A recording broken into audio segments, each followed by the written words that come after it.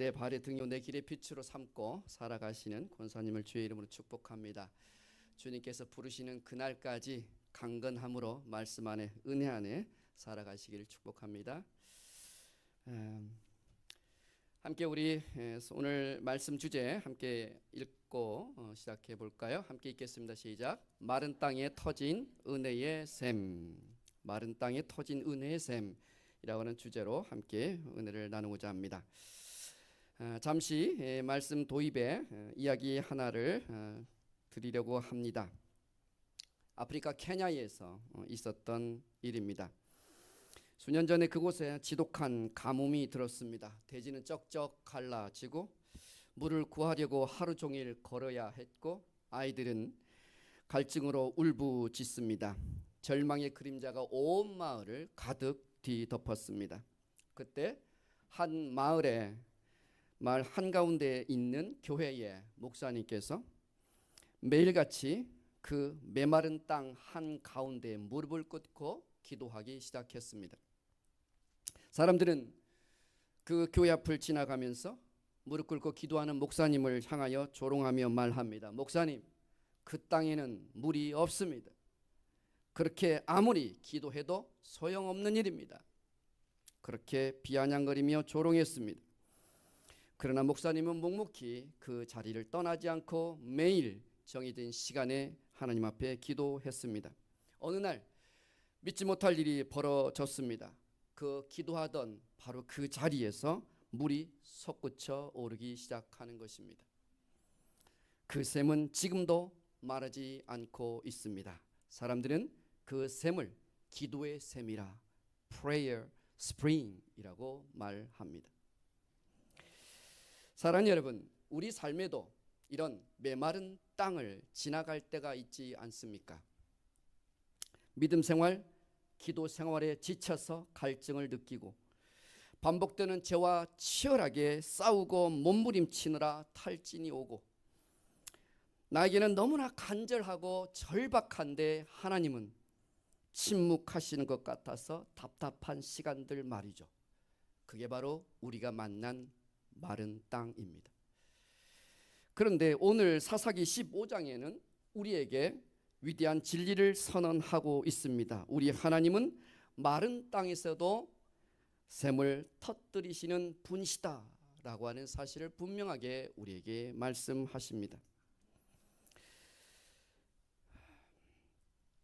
오늘 성경 본문을 다 읽지는 못했지만 드디어 삼손에게 전투다운 전투가 시작됩니다.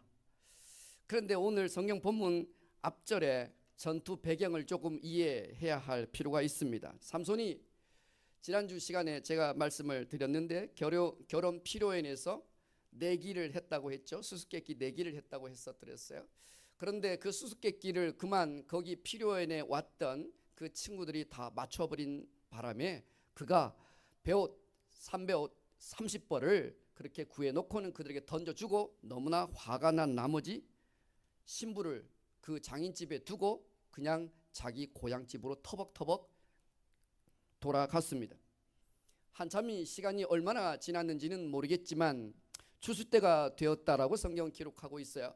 추수 때가 되었을 때 이제 신부를 보러 처갓집에 돌아갑니다. 딥나 마을 처갓집에 돌아가 보니 부인은 없고 장인어른이 이렇게 이야기하는 거예요. 너가 내 딸이 미워서 떠난 줄 알고 나는 그 딸을 블레셋 다른 청년에게 다시 재혼시켰다. 그러니 삼손이 화가 머리 꼭지까지 났습니다. 블레셋 사람들을 용서할 수가 없는 것입니다.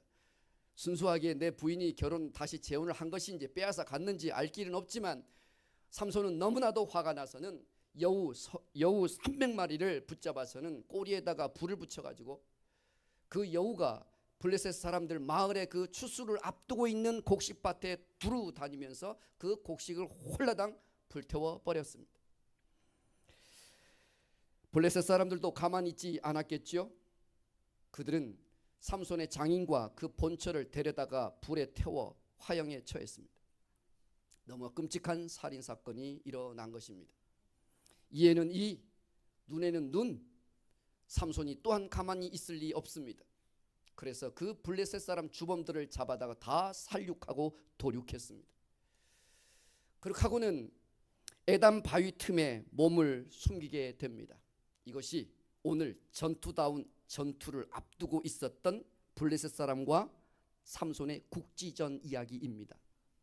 에담 골짜기에 피신해 있었다.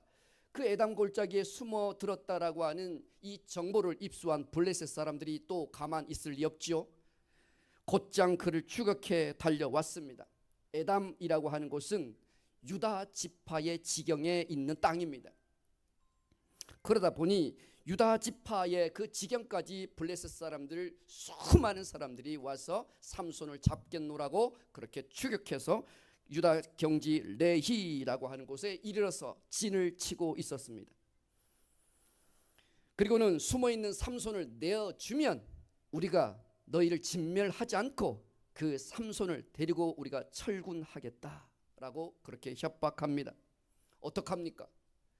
유다 지파들이 풍전등화하여 곧 전멸 위기에 놓일 수밖에 없게 되었으니 삼손을 그들에게 내어주는 수밖에, 그들이 살려면 그 수밖에 없다라고 그들은, 유다 지파들은 판단했겠죠.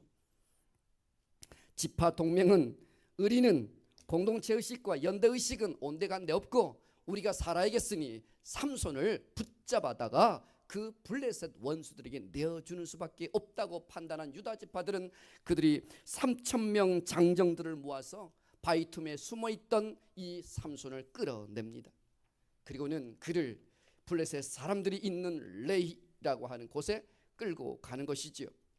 삼손이 그렇게 결박된 채 동족들로부터 배신당하여 붙잡혀 레히라고 하는 진처 있던 바로 그곳에 이르렀을 때 갑자기 주의 성령께서 바로 삼손에게 강하게 임하십니다. 결박되었던 그 밧줄들은 불탄 삶처럼 다 끊어져 버리고 이제 원수를 갚는 일이 남게 된 것입니다. 나귀 턱뼈를 주어서 그 나귀 턱뼈로 1,000명의 블레셋 사람들을 그 자리에서 눈 깜짝할 사이에 제거하는 사건, 이게 바로 전투다운 전투가 오늘 이 본문에서 일어난 것입니다. 16절 말씀에 한번 읽어볼까요? 읽겠습니다. 시작. 이르되 나귀의 턱뼈로 한 더미 두 더미를 쌓았으며 나귀의 턱뼈로 내가 1,000명을 죽였도다 하니라. 그가 말을 마치고 턱뼈를 자기 손에서 내 던지고 그것을 라맛 레히라 이름하였더라. 몇 명을 죽였대요? 1,000명을 죽였어요. 굉장히 드라마틱한 승리 아닙니까? 하루아침에 나귀 턱뼈 하나로 1,000명의 블레셋 사람들을 죽였다니요. 우리가 들었거니와 그 삼갈이라고 하는 사사 이야기 들으셨죠? 삼갈 소 모는 막대기로 몇 명 블레셋 사람을 죽였다고요? 600명을 죽였다고 제가 말씀드렸어요. 그런데 오늘 성경 본문은 삼손이 몇 명을 죽였대요? 1,000명을 나귀 턱뼈 주워다가 그 턱뼈로 1,000명을 죽였으니 영웅 중에 영웅이요. 영웅담이 이제 그 스토리가 그 백성들 가운데 바다하게 퍼지겠지요. 그런데 이 삼손이 그 1,000명을 죽이고 산더미처럼 쌓인 그 시체 더미들을 보면서 라맛 레히라 이렇게 이름 지었다고 성경 기록해요. 라맛 레히, 레히는 턱뼈란 뜻입니다. 뼈다귀란 뜻입니다. 뼈조각이란 뜻입니다. 그런데 라맛이라고 하는 말의 의미는 크고 높은 산을 의미합니다. 다시 말하면 나귀 턱뼈로 큰 산을 이루었다. 이 턱조가리로, 이 뼈조각으로 아무것도 아닌 바로 이것으로, 하찮은 이것으로 내 힘을 들여 1,000명이라고 하는 높은 시체 산더미를 만들어 놓았으니 라만레히라라고 하는 이 이름을 지은 이유가 무엇이었을까요? 내 힘, 내 용맹함, 이것을 자랑하여 그것을 라맛레히라, 그 시신과 시체를 산더미처럼 쌓아놓고 턱뼈의 산이라, 뼈로 이루어 놓은 높은 산, 이걸 라맛레히라 그렇게 이름 지었던 것이. 삼손은 승리에 단단히 도취되어 있었어요. 라맛레히, 그것은 그의 오만이 깊이 배어 있는 이름이었습니다. 자기가 이겼다고, 내가 내 힘으로 1,000명을 죽였다고 그렇게 노래하고 있는 것이, 그 싸움 가운데서 하나님이 나를 도우셨다고 하는 고백은 하나도 없고, 하나님을 의지하여 이 일을 내가 이루었노라고 하는 고백은 하나도 없고, 거기에는 하나님이라고 하는 이름은 조금도 등장하지 않고 오직 내가 했다, 오직 내가 이루었다, 오직 내가 이 산을 쌓았다, 이 언덕을 내가 쌓았다, 라맛 레히라, 그렇게 자랑하고 있는 것이에요. 내 자랑, 내 업적, 내 공적, 내 영광을 드러내는 표현이 고스란히 담겨 있는 게 라맛 레히입니다. 그런데 18절, 자신에게 닥칠 위기를 전혀 모르고 있던 그 삼손이 그의 인생에 피할 수 없는 위기를 만나게 됩니다. 18절에 보니까 어떻게 기록되어 있나요? 삼손이 심히 목이 말라, 심히 목이 말라 여호와께 부르짖는 모습이 등장합니다.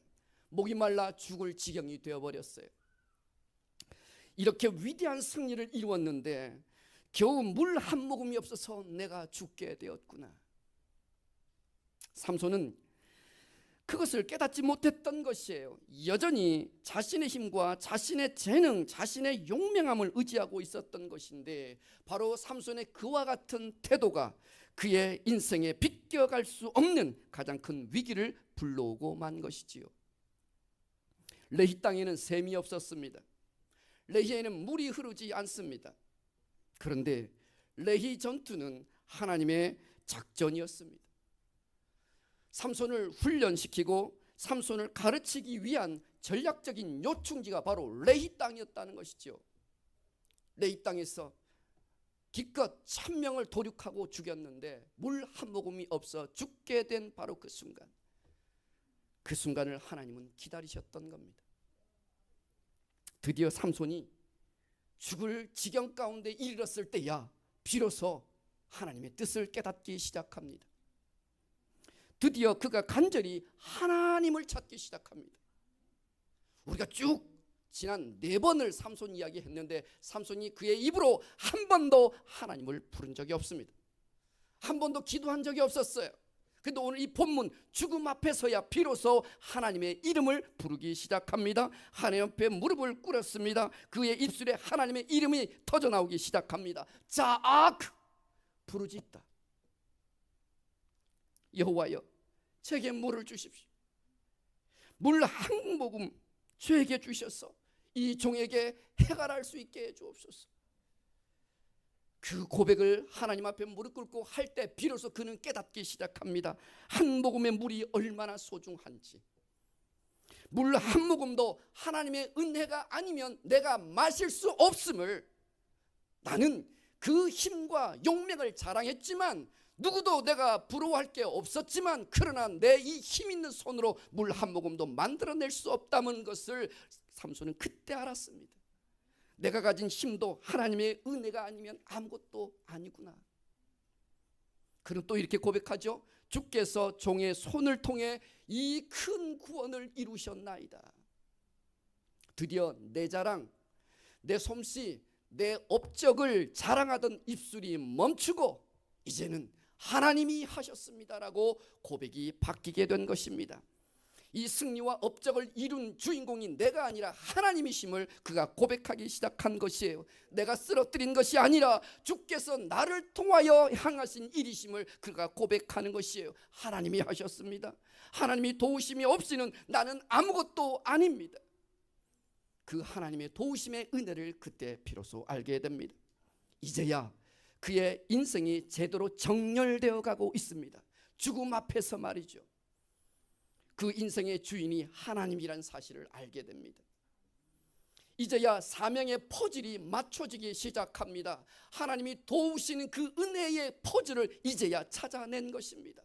하나님의 은혜가 아니고서는 내가 잠시도 물 한 모금도 내가 마실 수 없고 적군 한 사람도 내가 쓰러뜨릴 수 없음을 이제야 알았습니다. 죽음 앞에서 이르고서야 이제야 알았습니다. 사랑하는 여러분, 우리는 때때로 이 정도는 내 힘으로 할 수 있지, 이것은 꼭 될 거야, 이 결과는 내가 자신할 수 있어, 라고 우리는 자신만만하지만 그런 일들에 얼마나 자주 실패합니까? 오늘 삼손처럼 메마른 레히 땅을 만나는 것이죠. 하나님은 때때로 우리의 실패와 우리의 한계를 드러내십니다. 일부러 우리를 레히 땅으로 몰아가시기도 합니다. 왜 그러실까요? 왜 우리는 살면서 인생의 한계에 만나게 될까요? 고난과 역경을 왜 우리는 피할 수 없을까요? 때로는 하나님께서 우리의 인생을 그와 같은 레히 땅으로 인도하는 이유가 무엇일까요? 바로 그 자리에서 무릎 꿇게 하시기 위해서입니다. 바로 그 자리에서 나의 하나님의 도움이 없이는, 내가 하나님의 은혜가 없이는 내가 물 한 모금도 스스로 취할 수 없는 연약한 존재임을 알고 나의 도움이 여호와 하나님께로부터 온다라고 하는 사실을 고백하게 하시려고 우리 인생 가운데 실패와 한계로 우리를 드러내십니다. 하나님은 우리에게 힘을 찾는 게 아닙니다. 우리에게 능력을 요구하는 게 아닙니다. 하나님은 그분에게 충분히 힘과 능력이 있으십니다. 하나님은 도리어 하나님을 의지하는 자를 찾습니다. 도리어 하나님은 하나님 앞에 무릎 꿇을 수 있는 자를 찾습니다. 그 사람을 통하여 하나님 위대한 일들을, 위대한 업적들을 이루어내시는 분이 하나님이십니다. 삼손은 그것을 깨닫지 못했습니다. 그가 가지고 있는 힘, 이것이 내 것이라고 생각했습니다. 이 힘이면 내가 무엇이든지 할 수 있다고 생각했고 오만하고 교만했습니다. 그러나 하나님께서 그를 하나님 앞에 무릎 꿇게 하시는 순간 알았던 것이에요. 하나님이 한순간도 나를 지키시지 아니하시면, 내게 주시는 공급하시는 그 힘이 아니시면 내가 아무것도 할 수 없는 존재이구나. 물 한 모금도 내가 해결할 수 없는 존재이구나. 여러분이 물 한 모금을 만들어낼 수 있습니까? 삼손은 그날 처음으로 자기 힘이 아니라 하나님의 은혜로 살아가는 법을 깨닫게 된 것입니다. 마른 땅을 만나셨습니까? 직장 생활에서, 인간 관계에서, 사역 속에서 한계를 만났습니까? 무릎 꿇고 하나님의 도우심을 구할 때입니다. 하나님의 은혜가 필요하다고 하나님 앞에 나와서 부르짖을 때가 바로 그때입니다. 하나님은 부르짖는 자에게 샘을 터뜨려 주시는 분이심을 믿습니다. 삼손이 하나님 앞에 죽을 고비를 지나가면서 무릎 꿇고 부르짖기 시작했어요. 하나님께 그렇게 부르짖었더니 하나님께서 즉각 그에게 응답하시는 장면이 오늘 19절이에요. 레히의 샘을 터뜨리시는 것이죠. 19절 말씀 한번 읽어보실까요? 있나? 시작. 하나님이 레히에서 한 우묵한 곳을 터뜨리시니 거기서 물이 솟아 나오는지라. 할렐루야.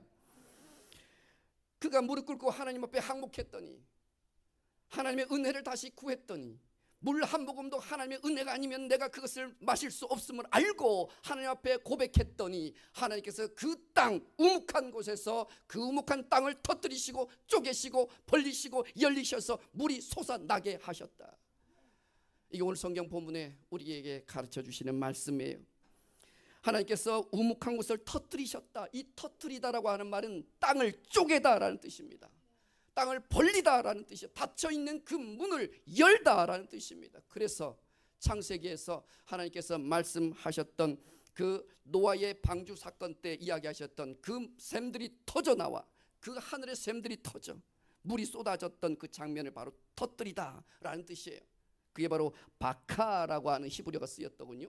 하나님은 그 닫히고 그 단단하게 굳어있는 땅을 여시고 쪼개어버리시고, 그리고 거기에서 솟아나게 하셨대요. 솟아나다라고 하는 말은 야차라고 히브리서는 쓰였던데 그 뜻은 뭐냐니까 장애물을 뚫고 지나오는 거예요. 장애물을 뚫고 솟아오르는 것, 이게 야차예요.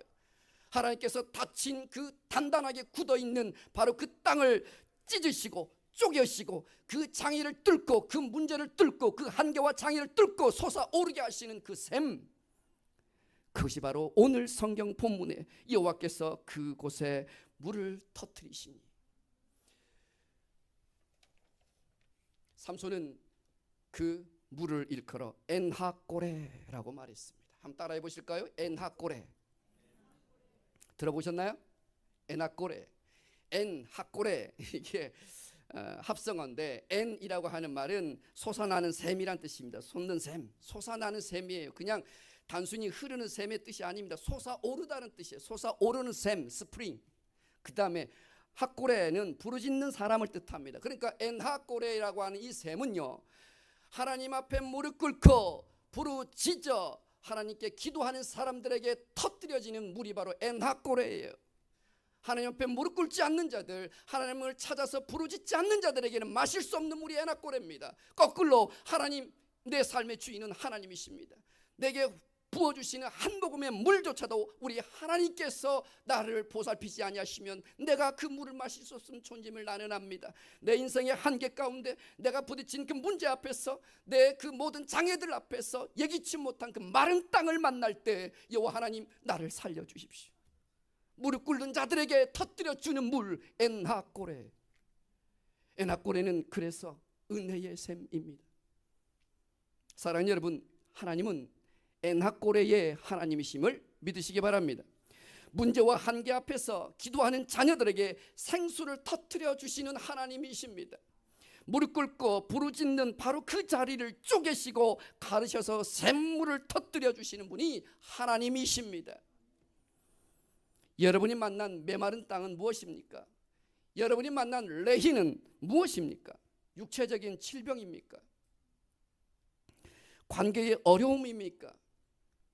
경제적인 어려움입니까? 직장의 어려움이 있습니까? 혹은 영적인 침체가 여러분을 어렵게 합니까? 가족 안에 있는 갈등이 우리에게 마른 레히입니까? 취업의 문제가 있습니까? 진로의 문제가 있습니까? 우리 자녀들의 진학의 문제가 있습니까? 여러분, 기억하십시오. 여러분이 만난 그 메마른 땅 레히에도 여호와께서 엔하꼬레의 샘을 터뜨리기를 원하시는 하나님이시라는 사실을 기억하십시오. 시편 50편 15절에 하나님께서 말씀하십니다. 환난 날에 나를 부르라. 내가 너를 건지리니 네가 나를 영화롭게 하리라. 환난 날에 나를 부르라. Call on him, call on me. 나를 부르라. In the day of control, in day of control. 너희가 나를, 너희의 문제가 있을 때, 너희의 아픔이 있을 때, 너희가 고통스러울 때, 너희 삶 가운데 역경이 있을 때 내게 와서 나를 부르라. 하나님 말씀하세요. 내가 너희를 건져 주리라. 너희가 나를 부르짖을 때에 내게 와서 기도하면 내가 너희의 기도를 들어줄 것이고, 너희가 온 마음으로 나를 구하면 너희가 나를 만나리라. 너희가 나를 찾으리라. 예레미야서 29장 12절과 13절에 우리에게 분명하게 말씀하시고 약속하셨어요. 약속하실 게 아니라 이미 약속하셨어요. 비밀의 열쇠를 우리에게 가르쳐 주셨어요. 내 인생 가운데 엔하꼬레의 샘을 허락하셨는데 왜 인생 가운데 만나는 문제 앞에 여러분 무릎 꿇지 않으시는 거예요? 아직도 여러분의 힘을 믿으십니까? 아직도 여러분의 지혜가 하나님보다 뛰어난다고 생각하십니까? 아직도 수단과 방법이 있다고 생각하십니까? 혹시 여러분이 만난 그 레히, 그 마른 땅을 하나님께서 주셨다고는 생각하지 않으십니까? 그렇다면 그 레히는 엔하꼬레의 샘을 터뜨리는 하나님 앞에 그 열쇠가 있다는 것을 생각하셔야 합니다. 내 지략과 내 경험과 내 능력과 내 힘이 아니라는 것이에요. 비유하자면 우리 기도는 파이프라인과 같습니다. 우리가 기도할 때 하나님의 은혜의 샘에 파이프를 연결하는 것과 같다는 말이에요. 파이프가 샘에 닿는 순간 은혜의 샘물은 솟구치게 되어 있습니다. 창구 슬라이드가 나와야 되는데 왜 슬라이드가 안 나오지?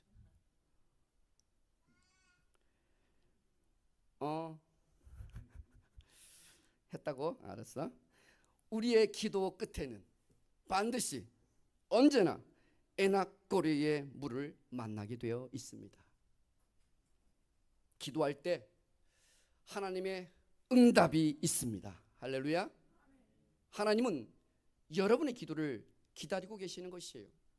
가끔 여러분이 아이들을 키울 때 보면 또 잘하는 그 많은 그 과정들이 있을 텐데 그 생애 주기들마다 말이죠. 우리 자녀들이 힘들어하고 어려워하는 것들을 우리 부모들은 다 겪어왔습니다.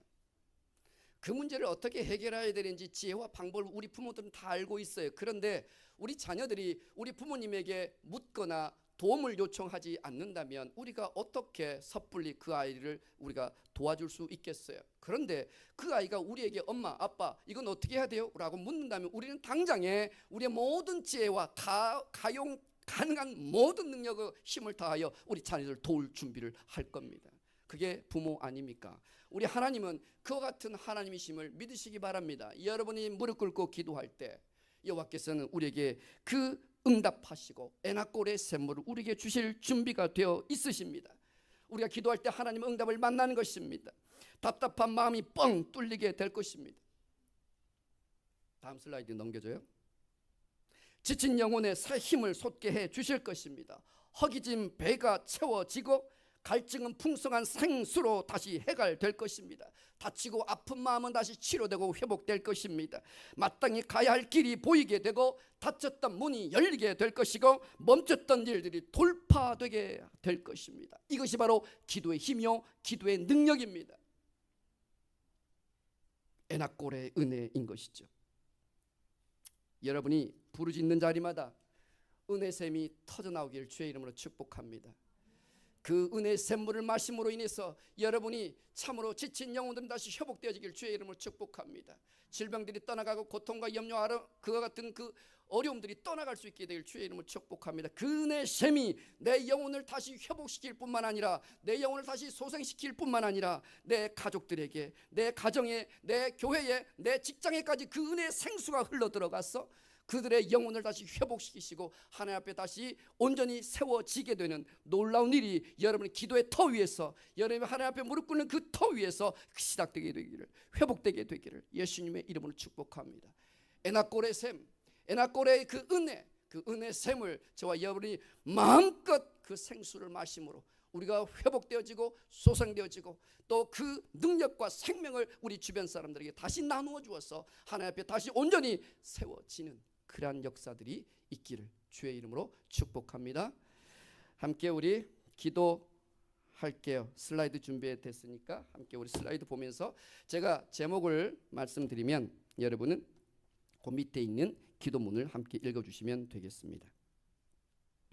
주님, 인생의 마른 땅을 만날 때 무릎 꿇고 기도하겠습니다. 감당할 수 없는 상황을 만날 때 무릎 꿇어 주의 도우심을 구하겠습니다. 메마른 땅을 쪼개시고 가르셔서 에나꼴의 샘을 터뜨려 주옵소서. 닫힌 문이 열리고 막힌 길이 뚫리게 하옵소서. 주님, 내 능력을 의지하지 않고 하나님의 은혜로 살겠습니다. 주께서 내 인생의 주인이요 왕이심을 고백합니다. 주께서 종의 손을 통해 큰 구원을 베푸셨나이다. 이 고백이 제 삶의 평생의 고백이 되게 하겠습니다. 주님, 내 안에 터진 에나꼴의 샘으로 세상을 적시겠습니다. 제게 부어주신 은혜의 샘물이 가정, 일터, 교회와 세상으로 흘려보내겠습니다. 목마른 이들을